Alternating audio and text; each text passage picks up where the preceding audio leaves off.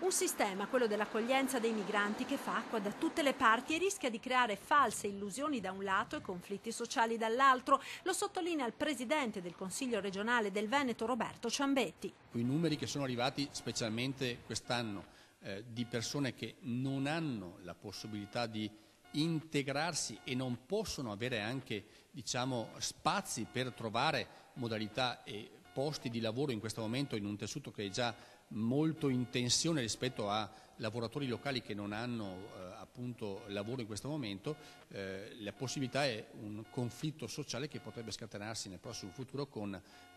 una battaglia fra poveri che mi auguro di non vedere specialmente in un territorio come quello del Veneto. Nicola Talmi della CGIL Trevigiana punta invece il dito sul paradosso italiano dell'assistenza ai migranti, che organizza grandi accoglienze costose e lunghe per i richiedenti asilo e finisce per lasciare per strada i veri profughi. Un afgano che da un giorno all'altro esce da un centro di accoglienza e viene messo in strada, ovviamente non ha le reti sociali, di informazione e quant'altro per trovarsi questa soluzione. Se vogliamo dire, come sempre, no, dobbiamo accogliere i veri rifugiati, insomma, mi sembra che stiamo facendo esattamente il contrario. Lo SPRAR doveva servire esattamente a questo, cioè un inserimento di quelle persone che hanno lo status di rifugiato, a differenza degli altri che sono la stragrande maggioranza, che invece alla fine purtroppo hanno il diniego.